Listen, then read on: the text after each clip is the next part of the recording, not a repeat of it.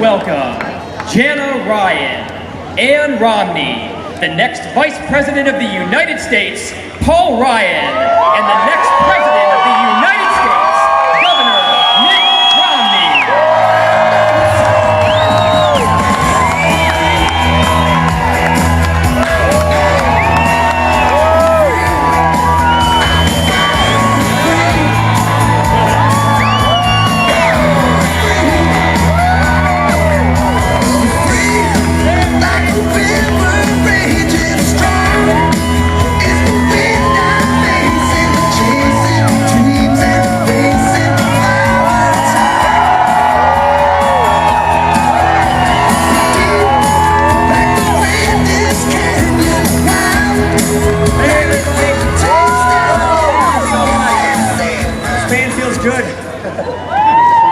Thank you so much for coming out to our send-off. What a great convention, huh?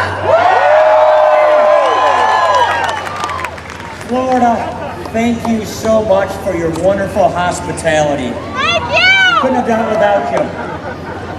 I just want to take a brief moment. An earthquake hit off the coast of the Philippines earlier today. So let's put the people of the Philippines in our prayers at this moment, because we're worried about a tsunami. We've seen people in our own country in the path of a storm in Louisiana. So let's just put our prayers where they need to be for the people of the Philippines and the people who are in the path of Isaac's wake. And let me now say this. Coming out of Tampa, we have given our fellow countrymen a very clear choice.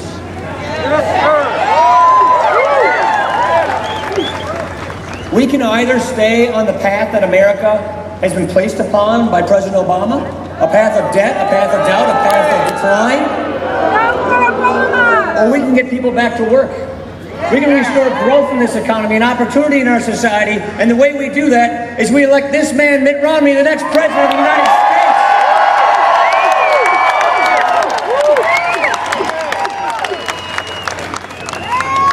President Obama made a whole bunch of promises when he ran for president. And now we see a laundry list of broken promises. One-term proposition. 23 million people are struggling to find work today. The unemployment rate in Florida is 8.8%. Foreclosures, houses underwater, the highest poverty rates in a generation. Half of all college graduates are either unemployed or not working in the field that they studied for. College graduates should not spend their 20s in their childhood bedrooms looking up at fading Obama posters, wondering when they can move out and get on with their lives.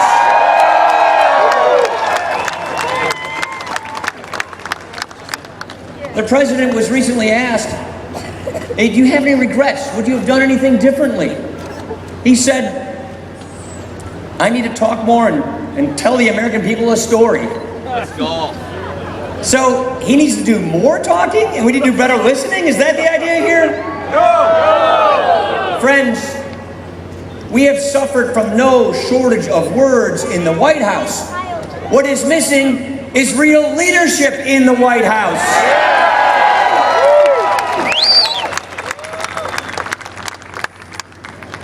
The question is this.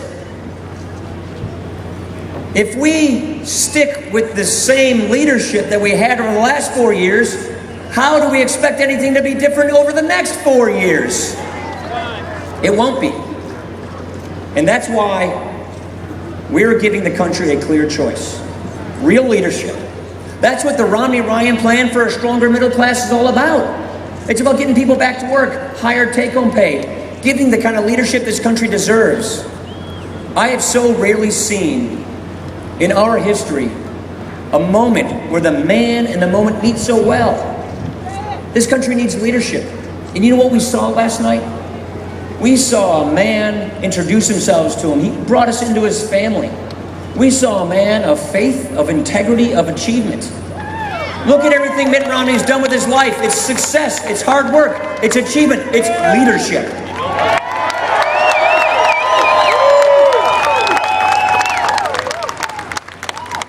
This is a man, when his country asked him to help turn around the failing Olympics, dropped what he was doing, turned it around, and made us all proud and saved the Olympics from disaster.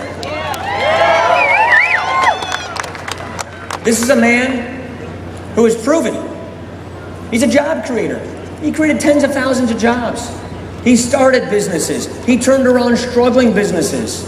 And by the way, being successful in business, that's a good thing in America. That's not a bad thing. That's what we do in America. That's the American dream. The record of contrast could not be more stark. As governor of Massachusetts, Mitt Romney worked across the aisle. He didn't demonize people on the other side of the aisle, and he balanced the budget without raising taxes. He lowered the unemployment rate. He increased household income. He improved the credit rating of Massachusetts. What have we seen under President Obama's failed leadership? Higher unemployment. A downgrade of our credit for the first time in our history. Take-home pay is down by $4,000 over the last 4 years. Ladies and gentlemen, this is very clear. This is our moment. This is the chance where we have a choice.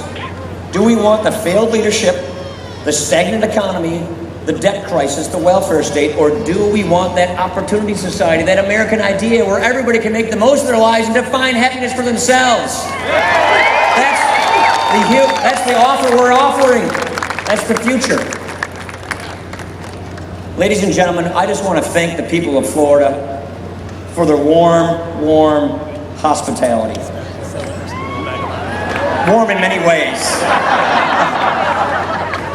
You know, we have this rule in Wisconsin, if you turn 65, you gotta move to Florida for the winter. That's what my mom does. Now, it's really an honor right here to introduce you to the man who's meeting the moment, to the man who's gonna be the leader of our country, to the man who is sharing himself for us, to the man who has proven in his life that he knows how to lead. We're gonna turn this around. We're gonna get this done. We're gonna get people back to work. We're gonna turn the American idea back on. We're gonna save this country and its promise for our next generation. And the reason we're gonna do that is because we're gonna elect the next president of the United States. His name is Mitt Romney, and that's this man standing right here. And he's gonna be the next president of the United States.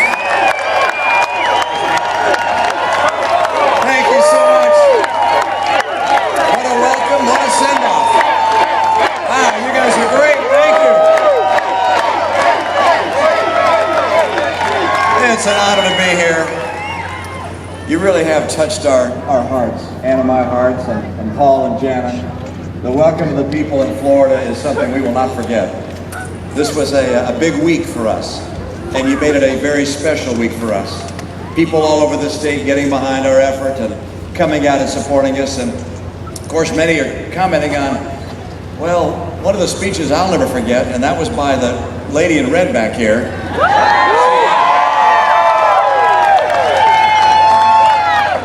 You know, I mentioned in my remarks last night that one of the things I wished I could do would be to wake up with a pile of kids on my floor in the morning, or go to bed at night with our kids coming in and talking to us about their problems, 5 little boys doing that. And I got back to my hotel room, and my daughter-in-law, Jen, said, we can arrange that, you know.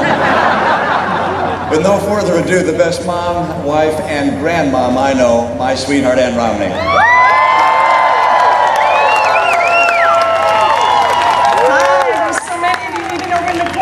Thank you for coming out, and thank you. And I want to say something that I said in my speech too. I hear your voices. We have an awesome responsibility now, and I am so pleased to know that I have a guy standing next to me that has done amazing things in his life. He's turned around difficult situations. He's brought economic prosperity where things thought it was impossible. I've seen him do it time and time again. And I said in my speech, and I'll say it again, give this man a chance and he will not fail.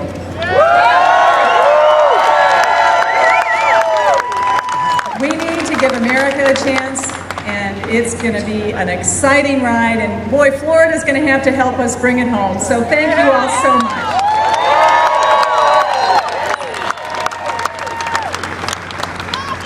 See something else, I'll tell you. And you got some great people here. I so much appreciate. And you know, some of the people I want to recognize today are your next senator. There's a great guy over there, Representative soon-to-be Senator Connie Mack. Connie, thank you for being here.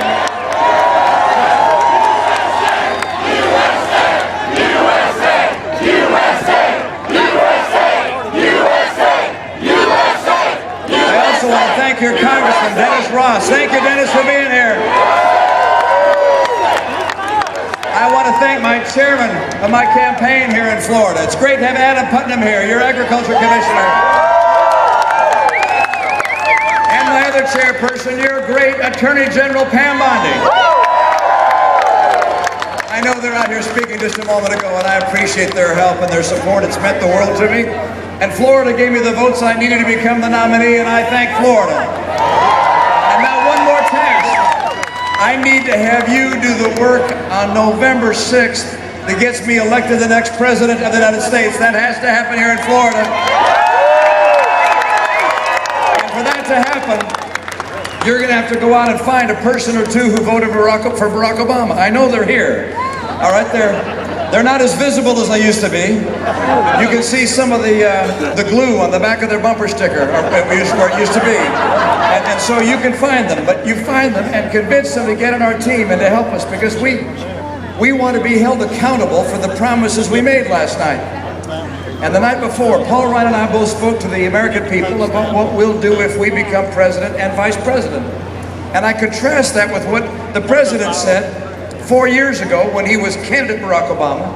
He got up and made a number of promises in Denver with the Greek columns behind him. He doesn't remind us of the Greek columns because he had said that he would cut the deficit in half. Measure him on that. How'd that work out? He doubled the deficit.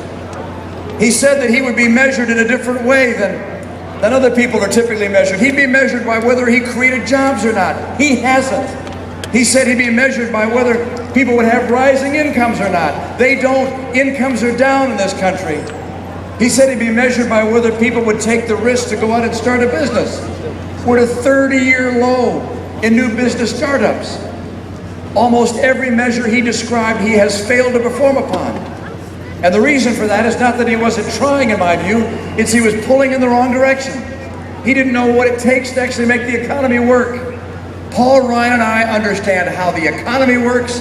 We understand how Washington works. We will reach across the aisle and find good people who, like us, want to make sure this company deals with its challenges. We'll get America on track again.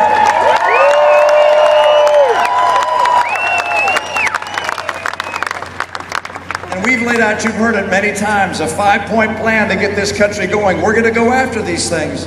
Measure us. Hold us accountable. Do the same with the president. Look, you're making a choice as to who the servant will be of the nation.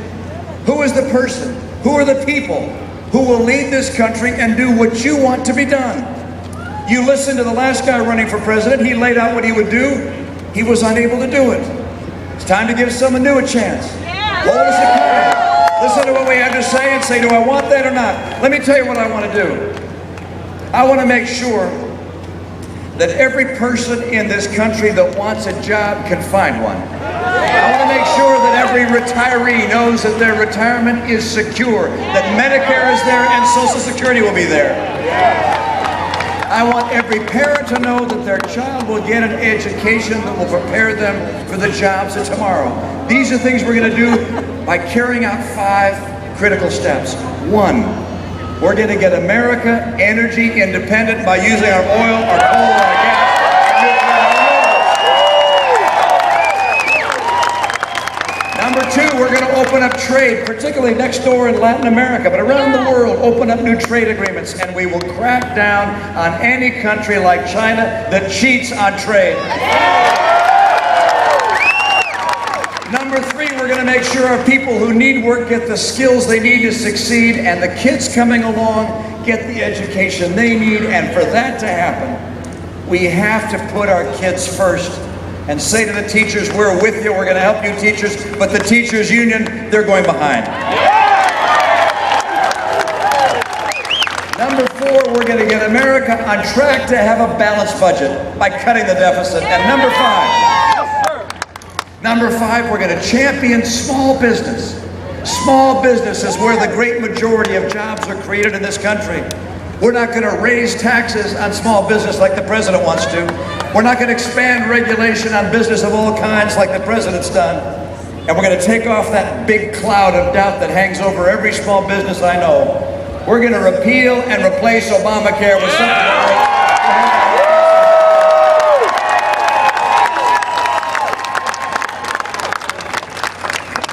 So last night you got to know me a little better with some friends that talked about my life, the things that have been part of my life in the past. I talked to you a bit about my family, and I was embarrassed from time to time with the nice things that were said. Some people were overly generous, but I appreciated it. We got to know Paul and Janet a little bit. You're going to come to know them better and better. This is a man of real character, a man who has done something unusual in Washington, which is he's focused on helping America, not focused on trying to get himself reelected. And because of that, he's won by larger and larger margins. This guy in a Democrat district wins and wins. A great leader. He'll be a terrific vice president.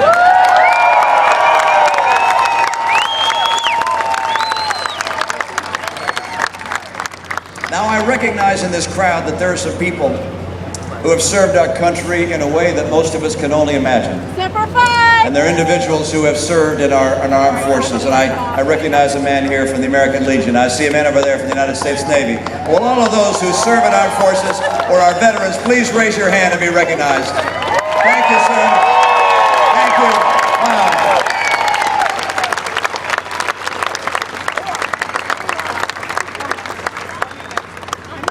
It's one of the things I love about this great state of Florida, which is our veterans who come here, our men and women in uniform who have served from here and that come from this great state.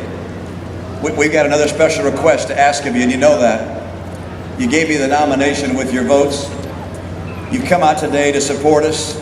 The convention was a magnificent and wonderful opportunity for us to share our message with the American people, thanks in large measure to the folks here in Florida. And now we really do need you to get out there and get your friends to vote.